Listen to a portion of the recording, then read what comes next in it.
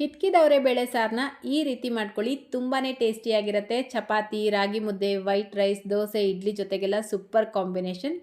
So ಈ ಸಾರು ಮಾಡ್ಕೊಳ್ಳೋದಕ್ಕೆ ನಾನಿಲ್ಲಿ 1/4 kg ಹಿತ್ಕಿದವರೆ ಬೇಳೆನ ತೊಗೊಂಡಿದ್ದೀನಿ. ಇದರ ಜೊತೆಗೇ ಒಂದು ಆಲೂಗಡ್ಡೆ, ಒಂದು ಬದನೆಕಾಯಿನ ಕಟ್ ಮಾಡಿ ನೀರಲ್ಲಿ ಹಾಕಿಟ್ಕೊಂಡಿದ್ದೀನಿ. ಬದನೆಕಾಯಿ, ಆಲೂಗಡ್ಡೆ ಆಪ್ಷನಲ್, ಬೇಡ ಅಂದರೆ ಸ್ಕಿಪ್ ಮಾಡ್ಕೊಳ್ಬೋದು. ಈಗ ಒಂದು ಮಸಾಲೆ ರೆಡಿ ಮಾಡ್ಕೊಳ್ಳೋದಕ್ಕೆ ಗ್ಯಾಸ್ ಸ್ಟವ್ ಮೇಲೆ ಒಂದು ಪ್ಯಾನ್ ಇಟ್ಕೊಂಡು 1 ಟೇಬಲ್ ಸ್ಪೂನ್ ಎಣ್ಣೆ ಸೇರಿಸ್ಬಿಟ್ಟು ಮೀಡಿಯಂ ಸೈಜ್ದು ಒಂದು ಈರುಳ್ಳಿ, 1 ಗಡ್ಡೆ ಬೆಳ್ಳುಳ್ಳಿ, 2 ಇಂಚು ಶುಂಠಿ, 2 ಮೆಣಸಿನ್ಕಾಯಿ, 1 ಪೀಸ್ ಚಕ್ಕೆ, 4 ಲವಂಗ ಸೇರಿಸ್ಕೊಂಡು ಇದೆಲ್ಲವನ್ನು ಚೆನ್ನಾಗಿ ಫ್ರೈ ಮಾಡ್ಕೊಳ್ಬೇಕು. ನೋಡಿ, ಇದೆಲ್ಲ ಚೆನ್ನಾಗಿ ಫ್ರೈ ಮಾಡಿಕೊಂಡು ಮೀಡಿಯಂ ಸೈಜ್ದು 2 ಟೊಮೆಟೊ, ಸ್ವಲ್ಪ ಕೊತ್ತಂಬರಿ ಸೊಪ್ಪನ್ನ ಸೇರಿಸ್ಬಿಟ್ಟು ಮತ್ತೆ ಟೊಮೆಟೊ ಸಾಫ್ಟ್ ಆಗೋವರೆಗೂ ಫ್ರೈ ಮಾಡ್ಕೊಳ್ಬೇಕು. ಕೊತ್ತಂಬರಿ ಸೊಪ್ಪು ಸ್ವಲ್ಪ ಸೇರಿಸ್ಕೊಳ್ಳಿ, ಇಲ್ಲಾಂದರೆ ಸಾರು ಕಲರ್ ಚೇಂಜ್ ಆಗುತ್ತೆ. ನೋಡಿ, ನಾವು ಸೇರಿಸಿರುವಂಥ ಟೊಮೆಟೊ ಈ ರೀತಿ ಸಾಫ್ಟ್ ಆದಮೇಲೆ ಈಗ ಲಾಸ್ಟಲ್ಲಿ 3 ಟೇಬಲ್ ಸ್ಪೂನ್ ತೆಂಗಿನಕಾಯಿನ ಸೇರಿಸ್ಕೊಳ್ತಾ ಇದ್ದೀನಿ. ತೆಂಗಿನಕಾಯಿನ ಜಾಸ್ತಿ ಉಪಯೋಗಿಸಬಾರ್ದು, ಸ್ವಲ್ಪ ಸೇರಿಸ್ಕೊಳ್ಳಿ. ಇದರ ಜೊತೆಗೇ 1 ಟೇಬಲ್ ಸ್ಪೂನ್ ಧನಿಯಾ ಪುಡಿ, ಅರ್ಧ ಟೇಬಲ್ ಸ್ಪೂನ್ ಅಚ್ಕಾರದ ಪುಡಿ, 1/4 ಟೀ ಸ್ಪೂನ್ ಅರಿಶಿನ ಸೇರಿಸ್ಕೊಂಡು ಇದೆಲ್ಲವನ್ನು ಒಂದ್ಸಲ ಚೆನ್ನಾಗಿ ಮಿಕ್ಸ್ ಮಾಡಿ ಗ್ಯಾಸ್ ಫ್ಲೇಮ್ನ ಆಫ್ ಮಾಡಿಬಿಟ್ಟು ಸ್ವಲ್ಪ ತಣ್ಣಗಾದ್ಮೇಲೆ ಒಂದು ಮಿಕ್ಸರ್ ಜಾರ್ಗೆ ಸೇರಿಸ್ಕೊಂಡು ಒಂಚೂರು ನೀರು ಸೇರಿಸಿ ನುಣ್ಣಗೆ ರುಬ್ಬಿ ತೆಗೆದಿಟ್ಕೊಳ್ಬೇಕು. ನೋಡಿ, ಈ ರೀತಿ ಪೇಸ್ಟ್ ಮಾಡಿಬಿಟ್ಟು ತೆಗೆದಿಟ್ಕೊಳ್ಳಿ. ಈಗ ಗ್ಯಾಸ್ ಸ್ಟವ್ ಮೇಲೆ ಒಂದು ಕುಕ್ಕರ್ ಇಟ್ಕೊಂಡು 2 ಟೇಬಲ್ ಸ್ಪೂನ್ ಎಣ್ಣೆ ಸೇರಿಸ್ಕೊಂಡು ಸಣ್ಣದಾಗಿ ಕಟ್ ಮಾಡ್ಕೊಂಡಿರುವಂಥ ಮೀಡಿಯಂ ಸೈಜ್ದು ಒಂದು ಈರುಳ್ಳಿ ಸೇರಿಸ್ಬಿಟ್ಟು ಈರುಳ್ಳಿ ಟ್ರಾನ್ಸ್ಪರೆಂಟ್ ಆಗೋವರೆಗೂ ಫ್ರೈ ಮಾಡ್ಕೊಳ್ಳಿ. ಈಗ ಇದಕ್ಕೆ ಹಿತ್ಕಿದವರೆ ಬೇಳೆ, ಆಲೂಗಡ್ಡೆ, ಬದನೆಕಾಯಿ, ರುಚಿಗೆ ತಕ್ಕಷ್ಟು ಉಪ್ಪು ಸೇರಿಸ್ಬಿಟ್ಟು 3 ರಿಂದ 4 ನಿಮಿಷ ಚೆನ್ನಾಗಿ ಫ್ರೈ ಮಾಡ್ಕೊಳ್ಬೇಕು.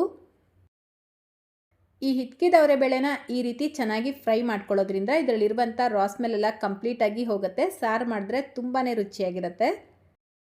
ನೋಡಿ, ಈ ರೀತಿ ಫ್ರೈ ಮಾಡಿಕೊಂಡು ಈಗ ಇದಕ್ಕೆ ರುಬ್ಬಿಟ್ಕೊಂಡಿರುವಂಥ ಮಸಾಲೆ ಪೇಸ್ಟ್ ಸೇರಿಸ್ಬಿಟ್ಟು ಒಂದ್ಸಲ ಮಿಕ್ಸ್ ಮಾಡಿ ಕುದಿಯೋದಕ್ಕೆ ಬಿಡಿ. ಈ ರೀತಿ ಕುದಿಯೋಕ್ಕೆ ಸ್ಟಾರ್ಟ್ ಆಗಿದ ತಕ್ಷಣ 1 ರಿಂದ 1.5 ಕಪ್ ನೀರು ಸೇರಿಸ್ಕೊಂಡು ಚೆನ್ನಾಗಿ ಮಿಕ್ಸ್ ಮಾಡಿ ಕುದಿಯೋಕ್ಕೆ ಸ್ಟಾರ್ಟ್ ಆದಮೇಲೆ ಲಿಡ್ನ ಕ್ಲೋಸ್ ಮಾಡಿಬಿಟ್ಟು ಹೈ ಫ್ಲೇಮಲ್ಲೇ 1 ವಿಷಲ್ ಕೂಗಿಸ್ಕೊಳ್ಬೇಕು. ನೀವು ಇದೇ ಪ್ರಾಸೆಸ್ನ ಬೇಕಿದ್ರೆ ಪಾತ್ರೆಯಲ್ಲೂ ಮಾಡ್ಕೊಳ್ಬೋದು. ಕುಕ್ಕರಲ್ಲಿ ಮಾಡ್ತೀರಾ ಅಂದರೆ 1 ವಿಷಲ್ಗಿಂತ ಜಾಸ್ತಿ ಕೂಗಿಸ್ಕೊಳ್ಬಾರ್ದು.